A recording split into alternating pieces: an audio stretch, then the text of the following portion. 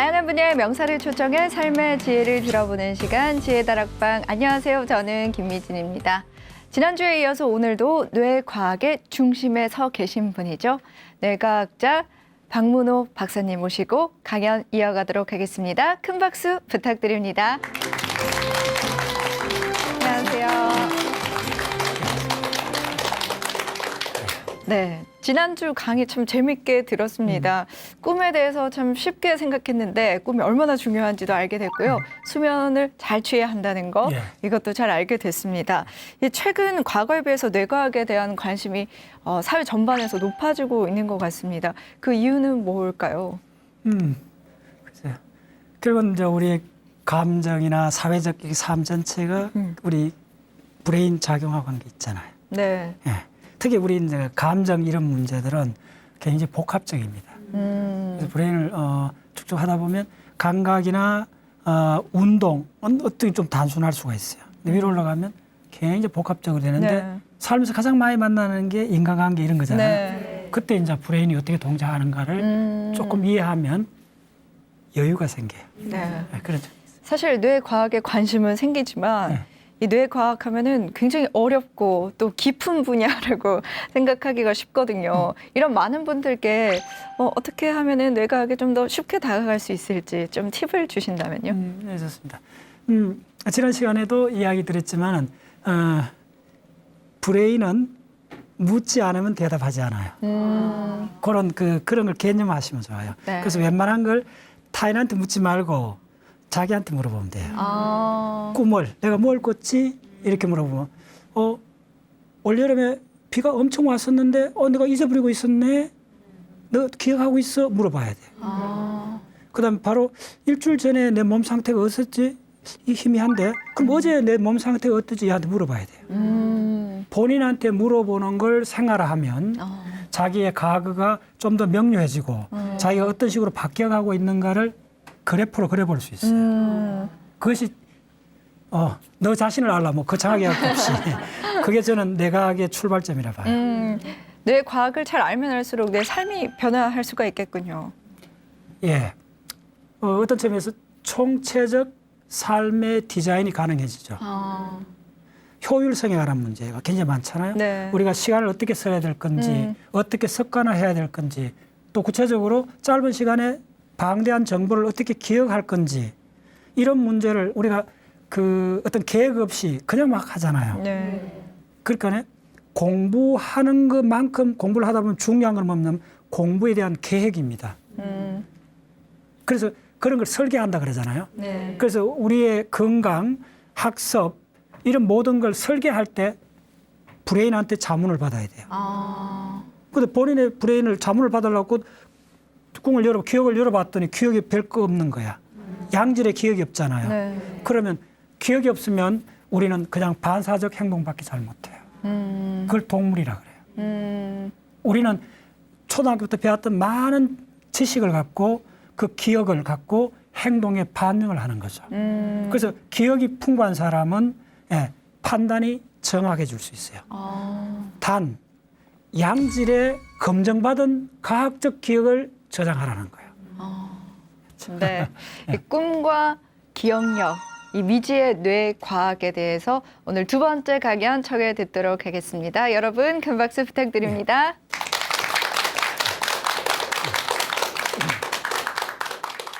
지각된 것이 기억되고 기억된 것만이 지각한다. 우리의 언어가 갖는 놀라운 특징은 뭐냐면 내가 말하기 전에 내가 뭘 말할 것인지 내가 알고 있다는 거예요. 예측을 하는 정신작용은 공통점이 딱 하나가 있어요.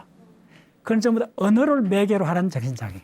우리 기억은 주로 뭘로 되어 있나 하면 하나의 사진, 장면으로 되어 있습니다. 브레인이 어떻게 동작하는가는 간단히 비유들면 근육이 어떻게 자라는가, 커지는가, 굵어지는가, 이 머리가 얼마나 총명해지는가는 근육이 얼마나 강해지는가 하고 비유적으로 같습니다.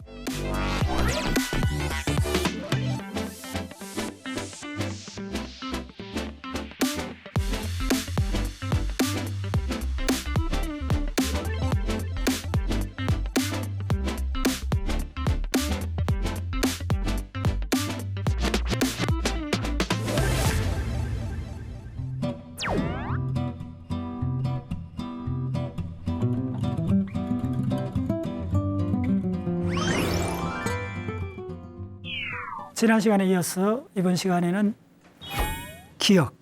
기억이 메인입니다. 그래서 앞에 지각하고 기억 이렇게 했는데 이번 시간에는 감각, 지각, 생각 전부 다 각이잖아요. 네. 뭔가 알았다는 거, 알아차렸다는 말이에요. 다시 이야기하면 의식화됐다는 얘기죠. 알아차렸다는 말은 뭐가 일어난지 알고 있다는 거. 그걸 각이라 그러잖아요. 그래서 감각, 그렇게 따끔따끔하다, 새콤새콤하다, 미각. 그 다음에 지각. 지각은 조금 어렵습니다. 생각은 누구나 이야기하잖아요. 네. 근데 누구나 생각하는 그것이 전적으로 언어입니다. 그건 이제 뒤에 들어있습니다. 근데 지각이 상당히 어려워요. 그래서 이쪽에서는 이렇게 보시면 돼요.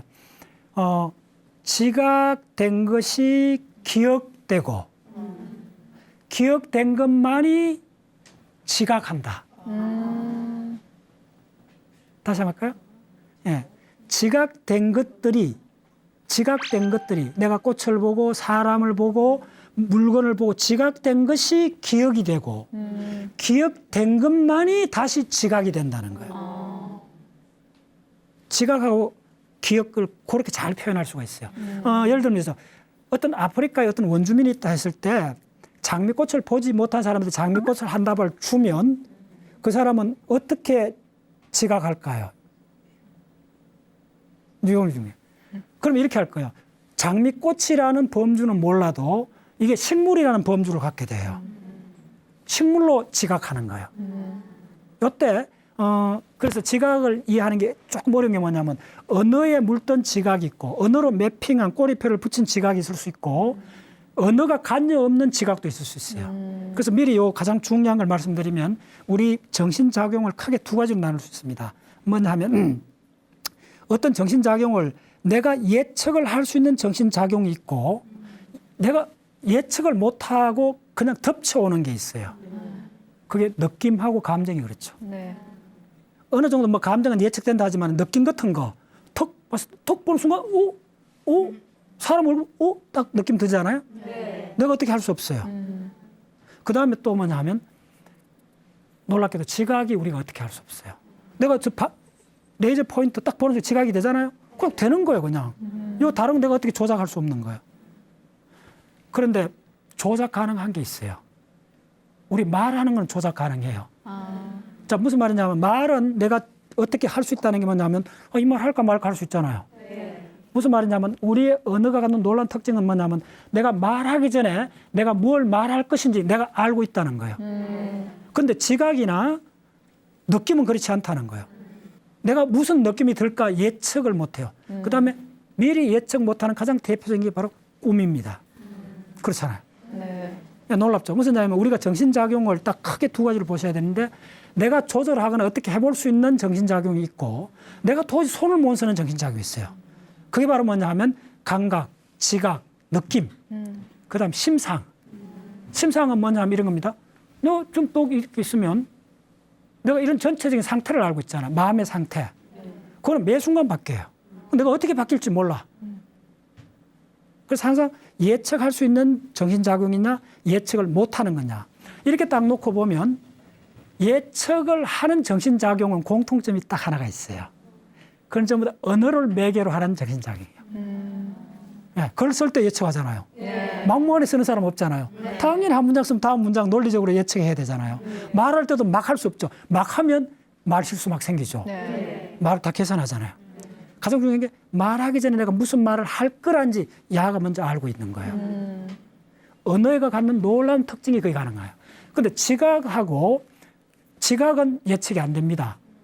내가 어떻게 할 수 없어요. 지각되는 거 내가 이걸 레이저 포인트 아니고 이걸 볼펜이라고 지각할 수는 없잖아요. 네. 이해됐죠? 내가 어떻게 바꿀 수가 없어요. 자, 지각하고 그다음 또 한 가지 뭐냐면 이런 식으로 보면 우리 기억은 주로 뭘로 되어 있나 하면 하나의 사진, 장면으로 되어 있습니다. 자, 지난 여름에 휴가 어떻게 보냈어요? 물으면 바캉스 갔던 아주 여행 장면이 딱 떠오르죠. 네. 기억은 장면으로 제시합니다. 이게 특징이에요. 근데 그 장면은 시간이 흘러가지 않아요. 스냅 사진이에요. 그러면 이 스냅 사진 장면을 나중에 이제 다음 시간에 제가 의식까지 올라가는데 미리 이 모든 강의는 유기적으로 연결되어 있습니다. 예, 브레인 공부를 하실 때, 이쪽으로 생각하실 때 순서가 어떻고 이런 생각하지 마세요. 뭐냐면 그물망처럼 되어 있어요. 어느 걸 들어가도 다른 게 다 연결되어 있습니다.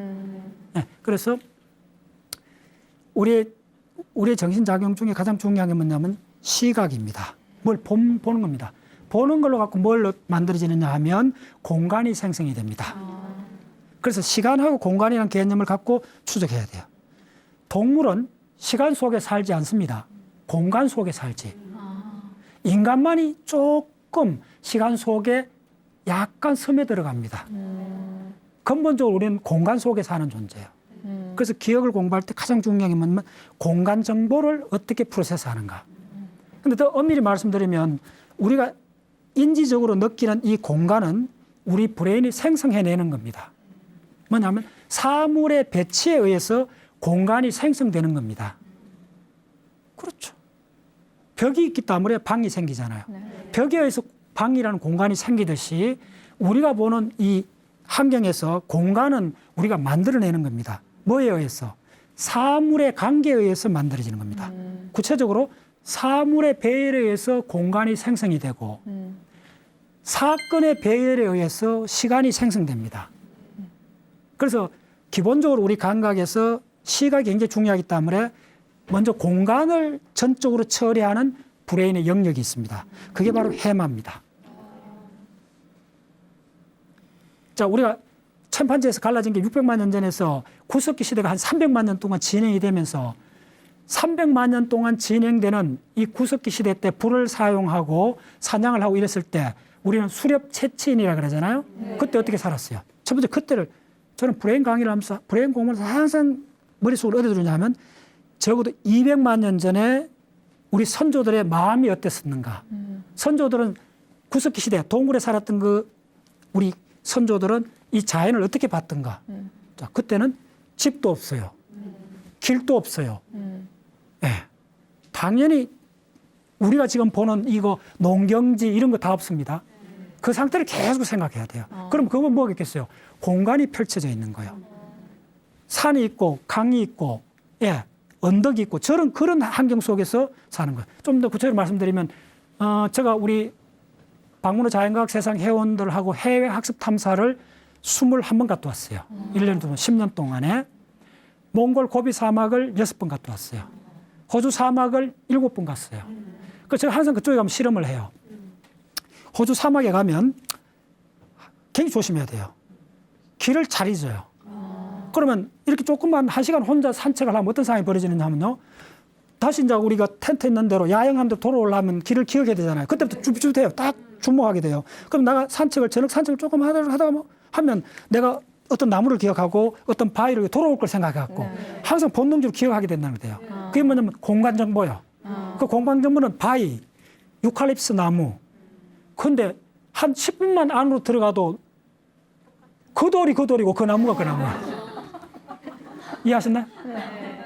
그런 환경 속에서 우리가 적어도 300만 년 이상 보냈던 거예요. 그래서 기억이라는 거는 공간에서 사물이 어떻게 배치되어 있는가 이거가 생명에 관련되는 거예요. 실제로 몽골에서 있었던 일이에요. 우리 회원들이 저녁 모닥불 이렇게 하고 있는데 저녁 야영 텐트에서 몇 사람들이 산책 나갔다가 다음날 새벽에 돌아왔어요. 다시 못 돌아왔어요. 거의 죽을 뻔했어요. 위험해요. 그런데 한번 딱 체험하고 나면 우리가 이 사물의 공간 정보라는 게 생사에 걸린 문제라는 걸 알게 돼요. 그러니까 당연히 이 브레인이 그걸 처리하기 위해서 엄청난 진화를 해왔다는 걸 직감을 해요. 그래서 공간 정보. 그래서 그걸 하는데 해마입니다. 그래서 공간의 어떤 장면을 구성해요. 그래서 어떤 바위가 있었고 큰 나무가 있었고 그 부근에 딸기밭이 있었고 뭐 이렇게 먹잇감하고 링크가 돼요. 그렇게 기억을 합니다. 그러니까 공간의 사물의 관계에서 그 공간 정보를 우리가 만들어요. 그걸 장면으로 만들어요. 스냅 사진 같은 거요. 그 스냅 사진 그거 하나만 있으면 우리는 시간이 흘러가지 않아요. 그래서 옛날 기억하면 하나의 추억의 장면이라 그러잖아요. 그래서 그런 장면으로 기억한다는 걸 기억하셔야 돼요. 그 장면을 만드는 것이 해마입니다. 그리고 언어에 의해서 그 장면이 흘러갑니다. 왜 언어에서 흘러가느냐 하면 언어는 순서화되어 있는 정보거든요. 그래서 장면의 순서를 언어가 매핑을 해줍니다. 네. 그래서 개략적인 설명드리면 우리 브레인 혈관들 한번 보세요. 가야죠. 그래서 어떤 하나의 시각적 정보 처리하는 게 적어도 1억 개가 넘는 세포들이 관련됩니다. 저 대뇌피질에 140억 개의 뉴런이 있어요. 그래서 우리 시각은 어디 처리하느냐면요, 이 정도입니다.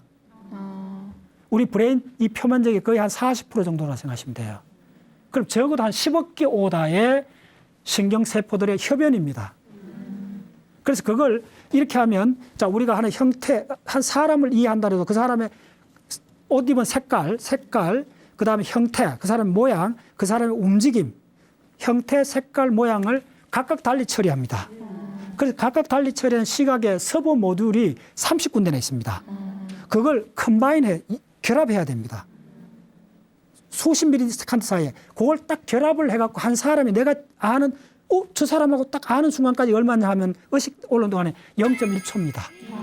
그래서 여기까지 오는 데까지는 거의 50ms 정도밖에 안 걸려요. 그래서 여기까지 1차까지 올 때는 의식을 못 해요.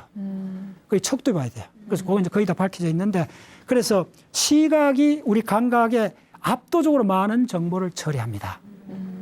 그래서 시각하고 공간하고 링크되어 있습니다. 청각하고는 뭐하고 링크되어 있냐면 언어하고 링크되어 있습니다. 그래서 정신-증후군 중에 청각, 언어계가 잘못된 게 정신분열증에 가깝습니다. 그래서 중얼중얼거리잖아요. 네. 예. 청각하고 관계 있습니다, 정신적으로. 청각이 이 언어하고 링크된 이쪽에 조율이 잘못된 게 정신분열증으로 많이 나타납니다. 그런데 시각은 조금 더 미묘해요. 시각은 공간하고 링크되어 있다고 생각하면 됩니다. 이게 처리가 완전히 다릅니다. 그래서 해마가 요거 있습니다.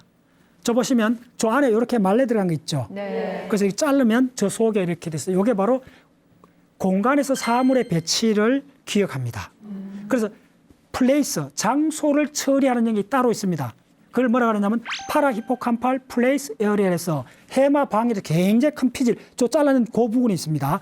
그거에서 우리가 어떤 장소에 있었던가를 항상 모니터링합니다. 소도 도설장 부분을 가면 움찔한다 그러잖아요. 어떤 장소에 대한 본능적 감이 우리 동물들이 굉장히 발달되어 있습니다. 두 번째는 뭐냐 하면 장소 속의 사물. 근데 우리는 다른 사람이잖아요. 다른 사람의 얼굴을 처리하는 게 퓨지폼 에어리얼 해갖고 굉장히 큰 영역이 있습니다. 이 브레인이 이렇게 해서 밑에 있습니다. 이쪽에. 굉장히 큰 영역입니다. 그래서 사람 얼굴 표정은 이 꼴이 조금 올라가는 게 탁 미소인지 비웃는 건지 금방 알아요. 그 정보 처리가 잠을 푹 못 자면 희미해져요. 판단이 미스가 와요. 그래서 우리가 머리가 쌩쌩하다는 말은 뭐냐면 얼굴 표정에 일어나는 아주 미묘한 변화를 갖고 다 캐쳐내요. 인간이 갖고 있는 놀라운 능력 중에 하나가 얼굴 표정에 대한 민감도입니다. 그래서 이 눈동자도 개의 여러분 흰자에 본 적 있나요? 아니요. 어려요. 있습니다. 좀 짓궂게 개 눈동자 이렇게 돌려보면 안에 있어요. 모든 동물이 흰자를 다 갖고 있는데 인간만이 흰자위를 드러낼 수 있습니다. 그럼 시선의 방향이 딱 보이잖아요. 네. 그래서 감정의 고속도로가 열리는 거예요. 그래서 우리 침팬지는 이쪽에 털이 있잖아요. 네. 우리 이쪽에 털조차 없었잖아요. 네. 왜? 얼굴 표정이 그만큼 중요해서 그런 거예요. 예.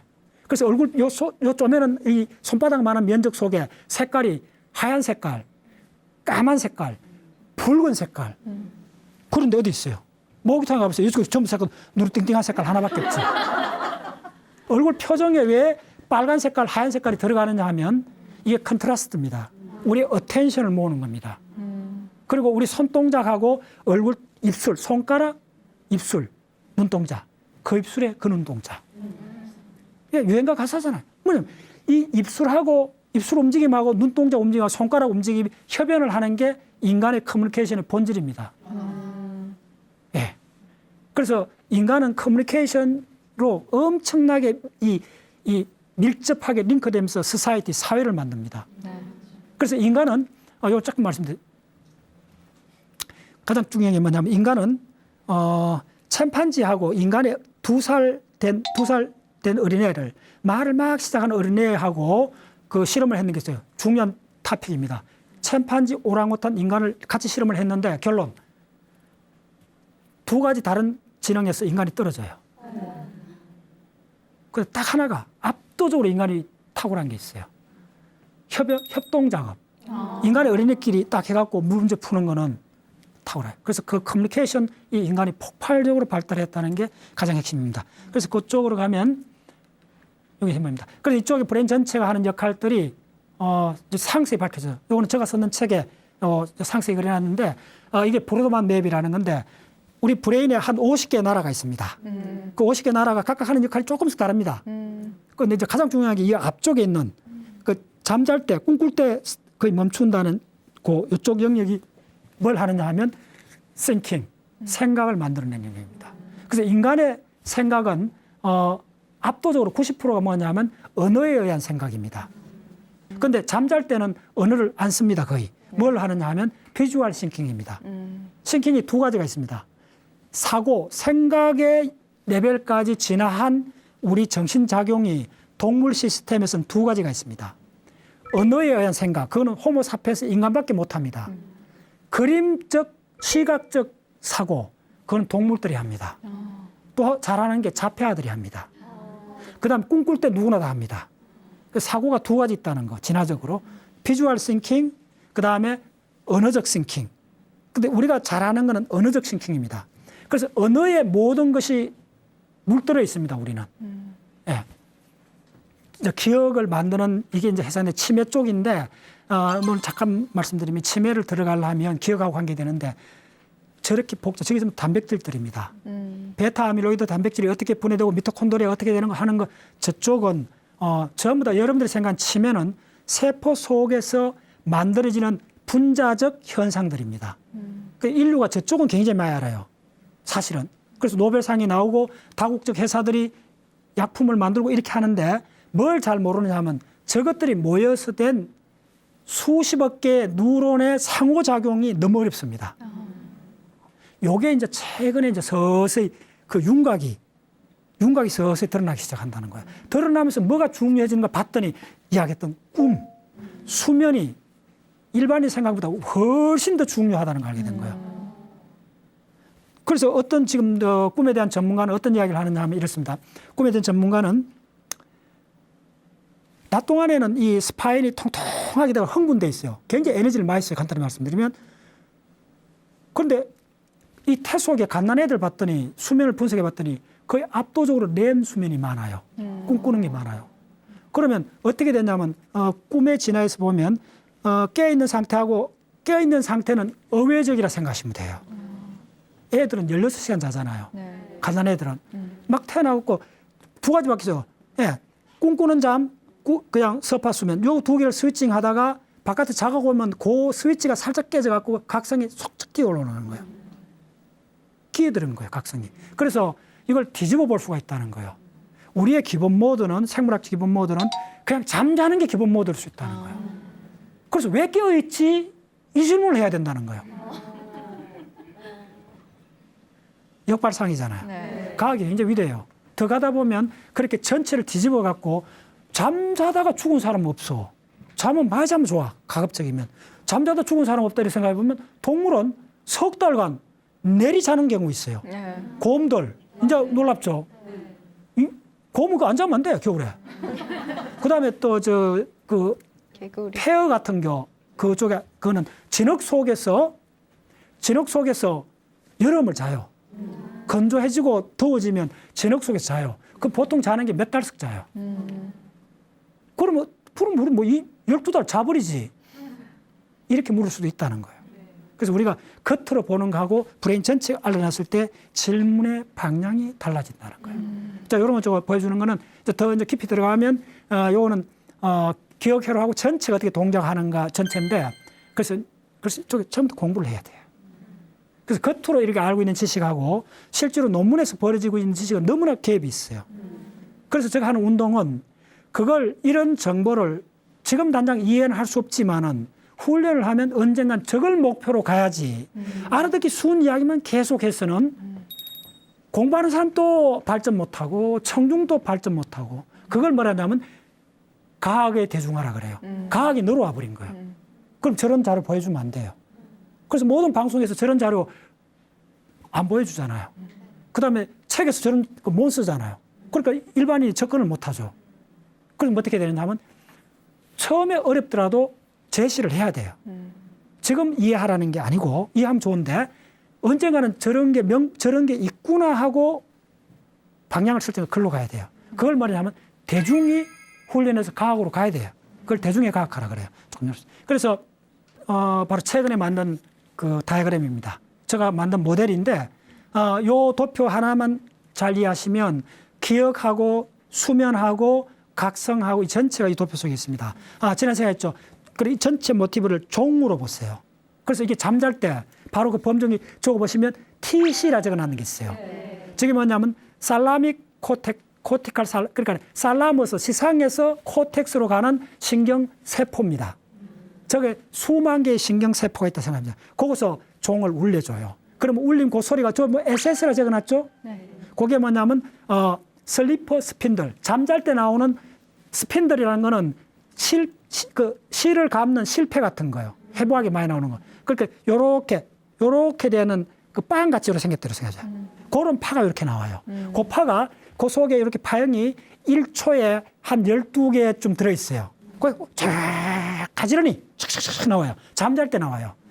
서파스멘트. 거기 딱 나오면 저 밑에 보시면 이렇게 보면 그 HP라 적어놨겠죠. 거기 해마입니다. 밑에 길쭉하게 이렇게 니은자로 돼 있죠. 그 해마에서 위에 보면 파형이 나오죠. 그게 뭐냐면 샤프 웨이브 리플이라는 겁니다. 그거에 실리는 겁니다. 그거 보시면 저 프리프론탈 코텍스 PFC라 적혀 있는 거 찾았어요? 위에. 맨 위에 보면 PFC. 그 밑에 보면 산이 3개 있죠? 네. 이렇게 그게 바로 브레인이 있는 종소리입니다.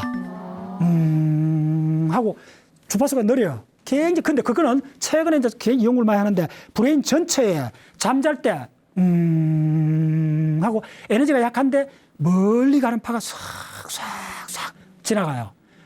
그 파에 실렸는 게 그 잠잘 때니까 그 SS파가 그 실려 있어요. 그게 택시입니다. 그 택시가 오면 우리 해마에서 낮 동안 경험했던 그게 탁 실려요. 이렇게. 성격이 한 10명 들어갈 수 있다 생각하면 돼요. 10배 차이 나니까. 그래갖고 다시 우리가 기억을 다시 올려주는 거예요. 그러면 저 밑에 보시면 VAS가 있죠. 맨 밑에. 그게 V는 비주얼, A는 오디토리, S는 소마틱에서 촉각, 청각, 시각을 말해요. 그 위에 하살표 올라가잖아요. 올라가는데 TC에 딱 도착하잖아요. 여기서 딱 문을 잠그고 있어요. 보통 때. 잠잘 때 문을 잠그고 있어요. 그 잠잘 때 잠자는데 야 일어나라 해도 이쪽에 안 올라가는 거예요. 저어서 딱 막아버려요. 그 막는 게 위에 보면 TR이 있죠. TR. 그 빨간 걸 막고 있죠. 그래서 막고 안 올라가는 거예요. 이게 명상 수련할 때도 이걸 막고 있는 현상이 일어나요. 그래서 초월 명상에서 저게 또 핵심입니다. 저걸 딱 막고 있으면 이 브레인, 이 후두종엽으로 공간 지각하고 몸에 대한 감각이 안 올라와요. 그러면 공간 좌표가 사라지고 내 몸뚱아리가 사라지는 것처럼 융합이 돼버려요. 그걸 천지와 내가 한 몸이 되었다 이야기하는 거예요. 명상 수련을 스님들이 철야정진 일주일씩 하고 이러되면 그 상태까지 가요. 그럼 저는 그걸 따로 강의를 많이 했어요. 근데 지금 그거 쪽 아니고 기억 쪽에서도 지금 그대로 씁니다. 그걸. 그래서 이거 빨간으로 누르고 있죠. 네. 저걸 해제를 시켜줘야만이 올라가요. 그걸 해제시키는 게 낮 동안에 일어나는 겁니다. 그 맨 밑에 보면 RF로 적혀 있죠. 네. 그 RF가 뭐냐면 우리 브레인 요소 요까지입니다. 네. 요소 요까지에 세로토닌, 노르에피네프린, 도파민, 아세틸콜린, 히스타민 이런 종류의 케미칼들이 나와요. 그걸 신경 조절 물질이라 그래요. 그런 물질들이 나와갖고 이까지 올라옵니다. 그 화살표가 저 보시면 까만 걸로 TR까지 가서 그 TR을 딱 막아주고 있죠. 네. 저게 막아주는 거. 브레이크를 밟아버려요. 그러면 TR이 브레이크를 밝히면 그 밑에 가서 TC가 해제돼 버려요. 네. 그러면 감각이 위로 올라가죠. 네. 그래서 시각, 청각, 촉각이 올라가는 거예요. 이쪽으로 올라가는 거예요. 그래서 시각은 여기로 가고 청각은 여기로 가고 촉각은 여기로 가요. 그게 다 밝혀져 있어요. 그러면 그냥 올려보내는 것만 해도 다 되는 거 아니에요. 후속 조치를 해줘야 돼요. 이 피질이 올라갔다 하고 그 피질이 올라가는 그 영역이 흥분이 돼줘야 돼요. 그 흥분 시그널이 초록색으로 RF에서 수직으로 올라가죠. 네. 올라가서 그 점선을 찍었는 그 대뇌 피질을 스프링쿨러처럼 적셔줘요. 케미칼로. 그러면 저쪽에서 파이링, 흥분하는 속도가 2배로 높아져요. 그래서 그걸 뭐라 하면 코티칼 어라우젤이라고 그래요. 우리가 아침에 탁 일어났을 때 깽 하잖아요. 정신이 맑잖아요. 그때 그 현상이요. 예. 밤에 푹 자고 아침에 딱 일어났을 때 그때 쪽에 굉장히 활발하게 딱 되고 있어요. 그때 이제 기억이 되는 거예요. 그래서 잘 보시면 그래 갖고 지금 시각, 청각, 촉각 점선을 했는 게 3개 있죠. 그게 옆으로 이동하잖아요. 더 이쪽에서 연합 영역으로 가는 거예요. 더 처리하러 가는 거예요. 처리하러 가는 그게 다시 하살표로 밑으로 내려오죠. 밑으로 내려오는 게 해마 들어가는 입력부입니다. 그래, 그 보면 점선으로 6개 구분을 해놨죠. 그리고 DNA 피질이 6개로 갈라져 있어요. 6개 층이 있어요. 그 중에 2번째 층, 3번째 층으로 해갖고 감각 입력이 연합된 감각, 시각, 청각, 촉각이 다 연합된 게 글로 타고 들어갑니다. 들어가 쭉 가면 해마로 들어가죠. 그 가운데 사이에 초록색 동그라미 있죠. 그게 뭐냐면 덴테이트 자이러스라 해갖고 이빨처럼 생겼다 해갖고 치상회라 그래요. 그거에 동그란 그 세포가 동그랗게 생겼습니다. 쪼맨합니다. 그걸 과립세포라 그래요. 이게 무지하게 많아요. 이게 놀랍게도 최근에 마우스 한 30년 전부터 밝혀졌는데 우리 브레인에는 세포가 새로 거의 안 생깁니다. 이건 대원칙입니다.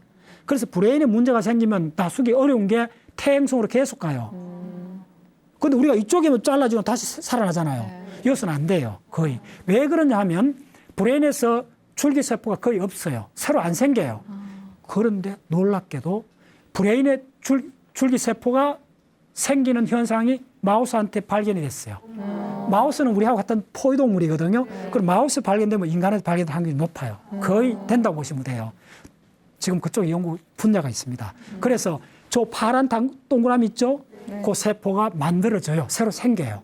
원래 줄기세포처럼 딱 대기하고 있다가 이게 팔을 파란색을 쭉 길게 가죠. 초록색. 저게 엄청 긴 줄기를 내요. 이게 내가 기억에서 굉장히 중요한 이론입니다. 그걸 모시5라 그래요. 그게 생겼는데 저게 우리가 사람마다 생기는 레이트가 달라요. 최근 자료를 보면 이게 생기는데 스트레스 받으면 안 생겨요. 주로 코르티졸이 나오면 코르티졸이 우리가 스트레스 받을 때 나오는 호르몬인데 코르티졸이 나오면 해마의 세포를 죽여요. 그래서 애들한테 공부하라고 강압적으로 하면 스트레스 받으면 기억이 안 돼요. 머리가 하얘진다 그러잖아. 스트레스 받으면. 그러니까 공부는 즐기면서 해야 돼요. 저가 있잖아요. 저는 공부할 때 너무 즐거워요.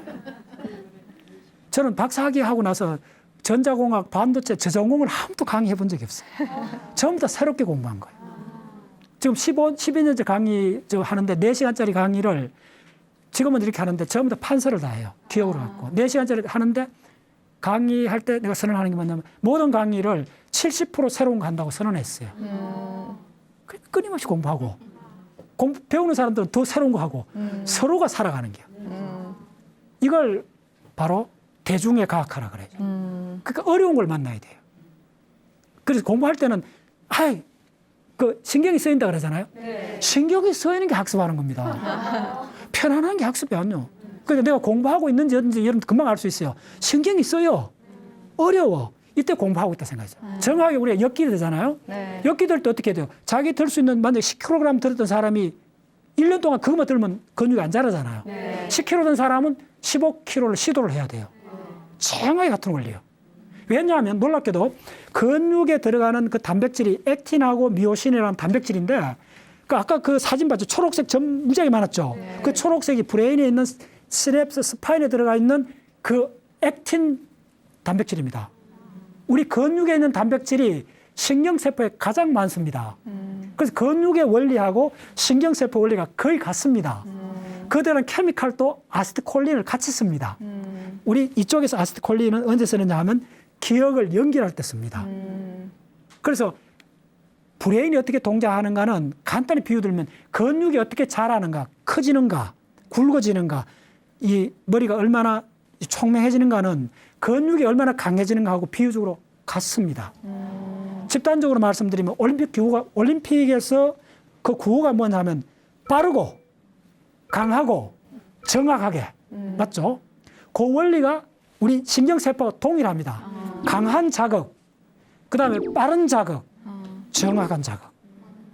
그래서 공부할 때는 앉아서 하는 게 효율이 없습니다. 걸어가는 게 속도가 빠르잖아요. 예, 항상 저는 중량 갈 때는 산책하면서 공부합니다. 앉아서 공부는 2시간은 하기 어렵습니다. 이 하면 딱 오버플로가 생깁니다. 스탑 딱 신호가 옵니다. 그러면 곧장 산책을 나가면 2시간 동안 산책을 하면서 2시간 공부했는 걸 그대로 다 반복할 수 있습니다. 그래서 자녀들한테 진짜 공부는 걸어 다니면서 하는 거라고 알려줬어요. 그래서 빠르게, 가급적 빠르게. 그 다음에, 자, 기억 이야기 잠깐 말씀드리면, 기억인데, 이제 기억할 게 굉장히 많을 때 있자면 상황을 급박하게 몰아가시면 돼요. 저는 어떻게 하느냐 하면 굉장히 중요한 걸 기억해야 되는데 기억이 잘 안 되잖아요. 그러면 딱 들어가기 전에 샤워할 때 그걸 기억을 해요. 샤워 딱 들어가기 전에 가장 기억이 잘 안 되는 부분을 딱 하나만 딱 짚고 들어가요. 그거만 가서 샤워 10분 동안 하면서 하면 완전히 기억이 돼요. 그럼 어떤 데는 급히 막 시간 없을 때는 양치질 하면서도 기억해요. 그래서 기억의 법칙은 뭐냐 하면 절박하게 하라는 거예요. 시간을 길게 하시면 안 돼요. 중간 짧게, 요거 1분만 해야 돼. 하면 다 해요. 다 해요. 그래서 상황을 만들어주라는 거예요. 그래서 이제 이런 걸 공부를 쭉 해보면 우리가 브레인이 그렇게 되어 있더라고요. 상황이 급박해지면 저 파란 선 있죠? 초록색. 네. 저게 팍 올라가요. 올라서 폭발적으로 이걸 적셔줘요. 그렇게 생각하면 돼요. 급발진해요. 그러면 이쪽에서 그 속도에 다 맞춰줘요. 그래서 안 늙으려면 늙을수록 의도적으로 속도를 빨리 하셔야 돼요. 속도를 빨리 하셔야 돼요. 예. 결코 느린 게 좋은 거 아닙니다. 내각적으로 해보시면. 다른 사람이 느림을 알아요. 느림에 머문 사람은 느릴 수도 없어요. 굉장히 중요한 이야기입니다. 느리기 위해서 빨라야 돼요. 빨라 본 사람은 느릴 수 있어요. 그래서 이쪽 공부해보면, 그래서 종합적으로 말씀드리면, 저처럼 저렇게 그 전체 이론을 하나의 모델로 만들어야 돼요. 그래서 기억을 많이 하다 보면 기억을 편집할 수가 있어요. 기업의 편집을 뭐라 그러냐면 창의성이라고 그래요. 저 도표는 지구상에 없습니다. 바로 3일 전에 제가 만든 도표니까. 예. 그래서 만들어갖고 그동안 공부했던 거하고 쫙 논문하고 비교해보면 이게 동작하는 거 아는 거는 다른 전문가들 이론들 논문 해갖고 제가 적용해보면 돼요. 그러면 저 하살표가 맞는지 딱 나와요. 저 중심에 TC, 저 위에 보시면 TC하고 TR하고 CT가 있죠. 네. 저 간단히 말씀드리면 TC는 심에 해당돼요. 네. 그 다음에 TR은 뭐냐면 그걸 막는 거예요. 모든 감각이 올라가면 안 되잖아요.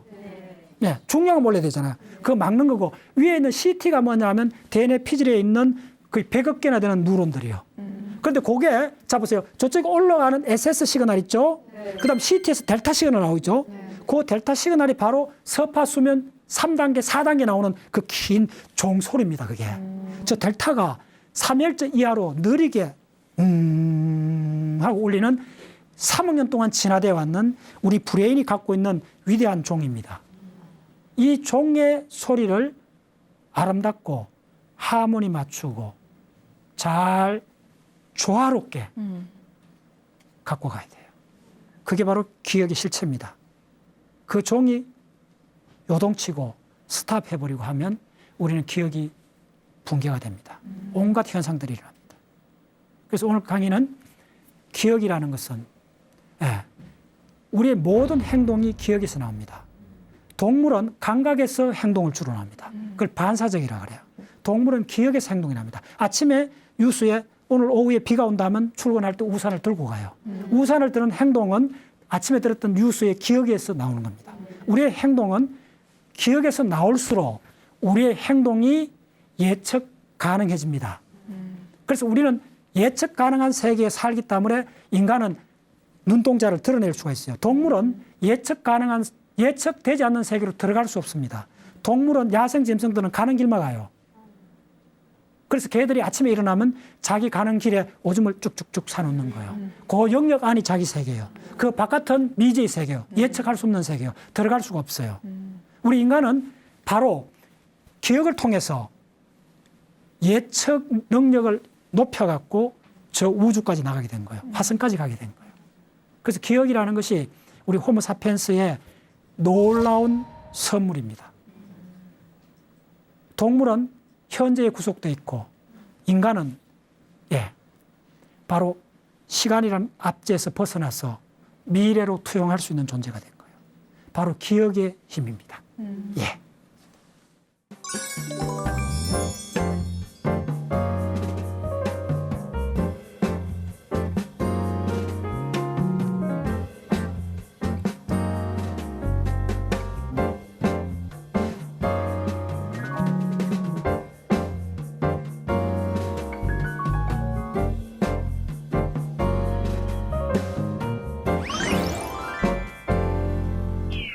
네, 어찌 보면 인간에게 가장 큰 선물 기억이 아닐까 생각이 듭니다. 오늘 강연도 참 알차게 들었는데요.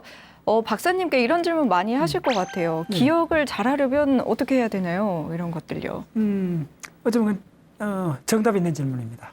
기억을 잘하려면 감정을 풍부하게 하면 돼요. 왜냐하면 기억을 잘하려고 하는 마음을 일으키면 되죠. 네. 그 감정이잖아요. 그런데 그게 그냥 생기는 게 아니에요. 기억이 많아야 돼요. 그 예를 들면 부모가 죽어도 안 울 수가 있어요. 왜냐하면 공유된 기억이 없으면. 명절날 하면 1년에 한두 분밖에 안 뵙는 부모한테 함께한 기억이 없잖아요. 네. 근데 강아지 죽으면, 반려견 강아지 죽으면 울어요. 함께한 기억이 많아서 그런 거예요. 그게 감정이잖아요. 네. 바로 감정이 기억에서 나오는 거예요. 그래서 풍부한 기억을 갖는 것이 감정을 풍부하게 하고 감정이 풍부해지면 뭐 하고 싶은 게 있어지는 거예요. 그래서 뭘 하게 되는 거예요. 네. 아주 간단해요. 감정을 풍부하게 하는 거예요. 감정을 풍부하게 하면 기억력이 좋아진다. 그러면 뭐 시험을 준비하는 수험생들도 감정을 풍부하게 해서 공부를 하면은 기억이 더 잘 될까요? 그렇죠. 만약 역사를 공부한다 싶다. 자기 실제로 경험한 것처럼 읽으면 돼요. 소설을 왜 좋아할까요? 감정이입이 잘 돼서 그러잖아요. 네. 내가 막 소설책 보고 울잖아요. 네. 역사책 보고 안 울잖아요. 근데 같은 이야기인데 역사책 보고 울 수 있어야 돼요. 저는 과학책 보고 울 수 있으면 그 사람 과학자 된다 그래요. 과학책이 더 감동적이에요. 나중에는. 저는 이제 뭐 역사책보다 과학책이 더 감동적이에요. 전부 다 기억 때문에 그래요. 네. 네. 박사님과 함께 하면서 다소 생소한 영역이었던 이 뇌과학에 대해서 좀 재미있게 강연을 듣게 됐습니다. 다음 시간에도 함께 해주실 건데 다음 주에는 어떤 이야기 준비해 주셨나요? 예, 이제 남은 게 의식입니다. 의식. 뭘 알았다. 그 의식이라는 거는 브레인 사이언스에서 가장 어려운 분야입니다. 네. 근데 의식은 나는 갖고 있는데 타인한테 전달하기 어렵습니다. 그래서 의식 세계, 그 다음에 우리 그 일부 명상의 세계도 내각이 하는 분야가 있습니다. 네. 그런 거 하고, 근데 중요한 건 하면 언어입니다. 우리의 생각은 거의 대부분 언어로 되어 있습니다. 그 생각을 우리가 마음대로 조작할 수 있다 그랬잖아요. 네. 언어로 되어 있는 거는 우리가 조작할 수 있습니다. 주어, 동사, 목적어 무한대로 바꿔 열 수 있고, 주어, 동사 바꿀 수 있고, 액센트 줄 수 있고, 감정 실을 수 있고, 다르고 아다르고 네. 온갖 것이 가능해진 게 언어의 세계입니다. 그리고 언어는 저 우주까지를 논리로 투영을 합니다. 네. 그래서 자연과학은 바로 언어의 세계입니다. 그래서 언어를 다음 시간에 아주 집중적으로 하고 의식을 또 집중적으로 할 겁니다. 네, 의식에 대한 다음 주 강연도 많이 기대가 됩니다. 오늘 강연 잘 들었습니다. 다음 주에도 더 알찬 강연으로 찾아뵙도록 하겠습니다. 함께해 주신 여러분 고맙습니다.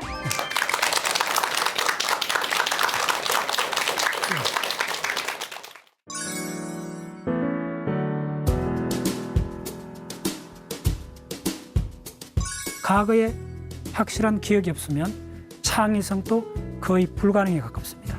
기억은 왜 진화되어 왔는가를 먼저 이해해야 됩니다.